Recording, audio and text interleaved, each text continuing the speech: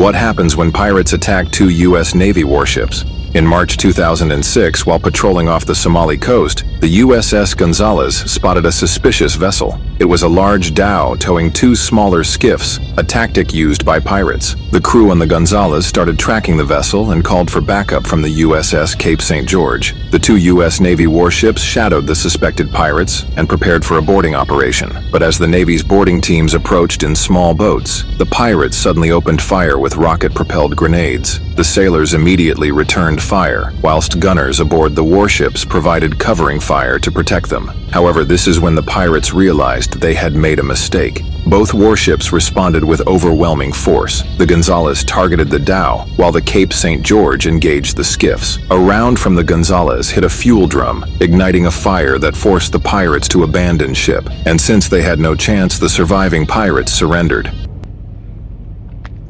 Okay, shalom, shalom. As always, I'm going to start these videos by giving all glory, honor, and thanks to the Heavenly Father and His only begotten Son for this wisdom and knowledge. That is Yahweh, Bahasham, Yahweh Shai, Bahasham, Rakah Kodash, as well as the salutations upon to the elders and apostles of GMS, Great Millstone, whom I've learned this truth under and have been laboring, helping younger brothers such as myself understand this 144% doctrine of the Bible. This is just a video not intended to be too long. Not sure what it's titled, but you know, Esau being the pirate that he is, as well as, you know, we gonna get Habakkuk the second chapter. But this video just popped up in the middle of a couple things right now, and I figure I just, you know, highlight this is this man's nature. Okay, so first, before anything, let's just get the definition of pirate. Okay, a couple definitions. A person who attacks and robs ships at sea. A person who appropriates or reproduces the work of another for profit without permission, usually in contravention of patent or copyright. Okay, there was a video last year of a Moabite woman speaking on how this man gets away with stealing Jacob's, you know, so-called Negroes, Hispanics, and Native Americans' intellectual property. And all these inventions around the world, this man just stole it with the patent. He's a pirate. Okay, and then it says use or reproduce another's work for profit without permission, usually in the same definition. And then the last one, that's the spirit, because in this video, let's see if I can go. Okay, it says it took place in 2006. Okay, rob or plunder a ship, and then it uses an example. 9 ships were pirated off the coast of the country between 2006 and May of last year. All right, so that's this man Esau is a damn pirate, and look at his sports teams. Okay, he got we gonna get to that too. What, the Oakland Raiders, the Tampa Bay Buccaneers, and look how demonic these logos are too. This man is as death and can't be satisfied. He is the son of perdition, and he's being revealed, okay, amongst all these nations around the world. Look how demonic these logos are. The Oakland Raiders, Tampa Bay Buccaneers, the Pittsburgh Pirates, okay, and that's what this man is. But notice he calls these Cushites, these Somalians, he labels them the pirates. Well, if they're pirates, well, what the hell are you? You built your whole kingdom off being a damn pirate. Done flooded. You done stole the whole continent of Australia. Done raided all the Pacific Islands. You done weakened all the nations, as the scriptures say. So if they pirates, what are you? And he does that with our people too. He labels our people as thugs. Meanwhile, this man got straight submarines and cargo ships of drugs coming through. This man done murdered and you know, took down the whole tribe of Gad, so-called Native American Indians. This man done pillaged and robbed the whole planet. Okay, but he labels us as thugs. You know, oh, you guys are pimps. Meanwhile, this man's whole entire nation majority is a bunch of prostitutes. Okay, and this man, what he calls everyone else is truly what he is. But, you know, to get to it, you see, let's just get a scripture speaking on, you know, the background of this man. This is how he would move. Genesis 27, and Esau is the so-called WHITE man. You so-called white people, okay, of the Bible. You are Esau, Edom, the nation of Edom. Genesis 27 verse 38. And Esau said unto his father, Hast thou but one blessing, my father? Bless me, even me also, O my father. And Esau lifted up his voice and wept. And Isaac his father answered and said unto him, Behold, thy dwelling shall be the fatness of the earth, and the dew of heaven from above. And by thy sword shalt thou live, and shalt serve thy brother. And it shall come to pass, when thou shalt have the dominion, that thou shalt break his yoke from off thy neck. Okay, so this man, he would get the fatness of the earth, all the beauty, the beautiful lands. Okay, you can't point to anywhere on the damn map that Esau ain't conquered or has some control over. All right, but how did he get that? He got that by the way of the sword, him being a damn pirate. Okay, that's this man's nature. Okay, and second of all, let's leave that picture right there. I was gonna title it after this chapter, further speaking on this man's pirate-like nature. You're gonna get Habakkuk, the second chapter, and start at verse 5. Yeah, also, because he transgresseth by wine, meaning philosophies.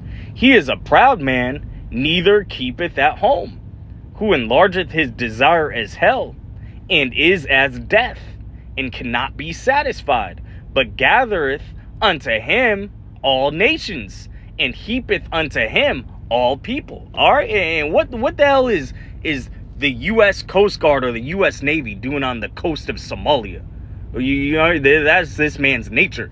He is as death, he can't be satisfied, and he don't stay at home. This man done conquered and pillaged all four corners of the earth, and he go into Cush's backyard, these Hamites in Eastern Africa, and he's patrolling their waterways, going, well, what are you niggas up to? What are y'all doing? And okay, and then you already know at the end of the video, he arrested them and probably did who knows what. This man is the ultimate pirate, but that's the beauty, because all the traps that he done laid for everyone, that's the same trap the Lord gonna lay for him. Okay, the Lord gave him a great sword, but that's the same way he gonna fall. All right, it is also these Russians, Gog and Magog, the bear written in the Bible, those are Edomites too. Okay, they're gonna be one of the key main players to take down Babylon the Great America. Okay, Edomite against Edomite crime. The Lord, all the traps he done laid is the same way he gonna fall, and that's a righteous recompense. All right, a righteous balance from the Heavenly Father. Micah 2 verse 2. And they covet fields, being a pirate, and they covet fields and take them by violence, and houses and take them away. So they oppress a man and his house, even a man and his heritage. And what do these guys do? They try to get these Cushites, the so-called pirates, but we know this is the true pirate right here. They try to get carnal with them, and Esau loved that. That's why pursuing 2 Corinthians 10 verse 4, the weapons of our warfare, us Lord willing, we are the men of the Lord, okay, and make it through this end, okay. The weapons of our warfare are not carnal. We're not gonna go hitting the streets with some type of assault rifle or get all militant and march down the street. That's Esau's game, and you try to play that with him, you gonna lose. Our warfare is spiritual and through the holy scriptures. That's what truly cuts this man, ripping down his strongholds and prophesying the end of his wicked ass queendom. Okay, that's how we gonna take this man down, and through the spirit and power of Yahweh Ba'Shem Yahushai this is all of the Lord. But getting carnal with this man is not gonna work. That he is a carnal man, and you try to whip out the sword on him, you gonna lose. Okay, that's this man's gift, and I've seen that first in person with this Edomite he owned a security guard company in Las Vegas, and he's an ex-Marine. This man was not playing with that gun from about 300 feet away, a football field. This man was hitting a target the size of a dinner plate, left and right. Just all you heard was bing, bing, bing, bing. This man had complete aim and accuracy. All right, he was the only man that was able to do that amongst, and there's another veteran there, but he wasn't an Edomite, and Esau was bragging about, why you couldn't hit that target, but he could. That's because this man's gift is the sword.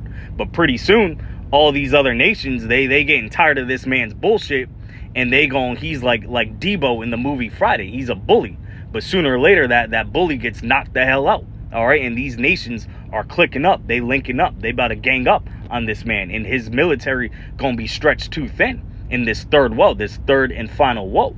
Okay, because we know 2 Ezra 6 verse 9, for Esau is the end of the world, and Jacob is the beginning that followeth. All right, and the Lord said that he hates Esau, and he laid his mountains waste. Okay, his government and his land and his kingdom, the Lord's going to utterly annihilate in this third woe. Jeremiah 49 verse 14. I have heard a rumor from the Lord, and an ambassador sent unto the heathen, saying, gather ye together, and come up against her, and rise up to the battle. And that her is talking about the United States, Babylon the Great, the daughter of Babylon. For lo, I will make thee small among the heathen, and despised among men.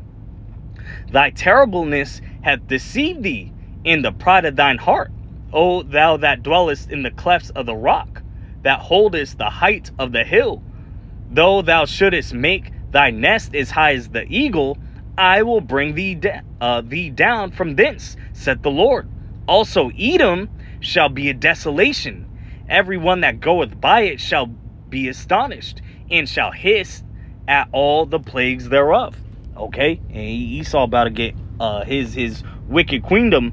We're seeing the bitter last days. All right, this third woe is brewing up quickly, and we know the least of the flock, I believe that's also in Jeremiah the 14th, the 49th chapter.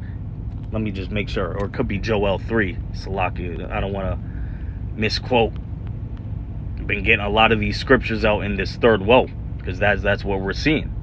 Okay, yep, Jeremiah 49:20, talking about the least of the flock, which is Israel, is going to draw Babylon the Great America out into this third woe. As well as in Ezekiel the 38th chapter, we know that Russia, Gog and Magog, is going to be a guard unto all these other nations. And then as well as Joel 3, it speaks on let the weak say that I am strong. All right, these nations are they getting tired of Esau's bullshit, and they see that this man's getting weaker. Okay, his military is all feminized, and we could go into that all day. But this man ain't as big and bad as he used to be, and they gonna run up on Esau. Okay, Jeremiah 50 verse 23 through 26, and we'll close out. How is the hammer of the whole earth cut asunder and broken? And that's what the United States of America has been. It's been the hammer of the earth, going around being a pirate, robbing and pillaging all these nations, all these lands, all these countries, coveting the fields and taking them by violence, and then forcing these nations to drink that wine, those wicked philosophies of feminism and LGBTQism and all this madness, and it, eventually destroys these people. But this man's time at being a bully is coming to an end. Okay, being the hammer of the earth, he's gonna get hammered down in this third woe. We're repeating Jeremiah 50 verse 23. How is the hammer of the whole earth cut asunder and broken?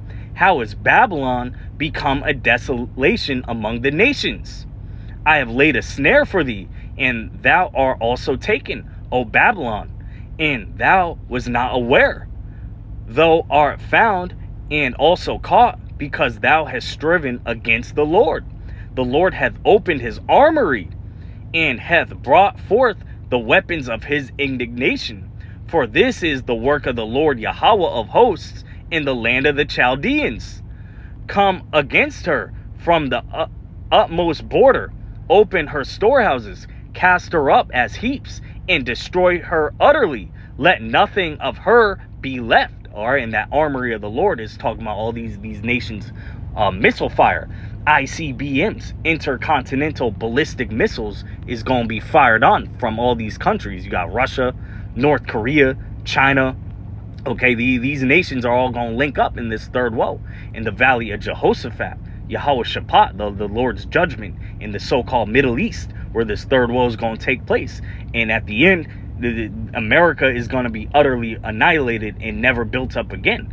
The land of Israel is going to be annihilated too, but the Lord willing, we are of those men that get beaten up in the chariots, the so-called UFOs, okay, and receive the first fruits and you know, put these nations to work in the land of Israel, where we actually belong, and not you heathens, not you small hats, you wish over there, not you Ishmaelites, okay, you so-called Arabs. That's really the land, our land, the children of Israel, and the Lord's gonna restore us back to that, out of these captivities where we've been scattered throughout the whole earth. But first, you know, going back to 2nd Ezra 6 verse 9, we got to watch this man Esau, Edom, fall in this third woe before we get to our kingdom. But this is just another example of this man being the damn devil, the damn pirate of the earth, robbing and pillaging people, being in lands that his red ass don't belong. But we seen, you know, that all he done did to these nations is gonna come up to him. He done weakened the nations, all right, but pretty soon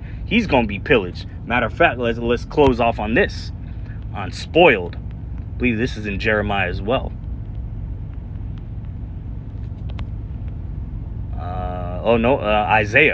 Isaiah 33 at the top, and we'll close off on this. Woe to thee that spoilest, and thou was not spoiled, and dealest treacherously. And once again, that's the nature of a pirate, to be treacherous, to be slithering like. Woe to thee that spoilest, and thou was not spoiled, and dealest treacherously, and they dealt not treacherously with thee. When thou shalt cease to spoil, thou shalt be spoiled, and when thou shalt make an end to deal treacherously, they shall deal treacherously with thee. Okay, this went a little longer than intended, but you know, just flowing through the spirit on this man, and his pirate-like nature is about to be taken out. I hope this was edifying.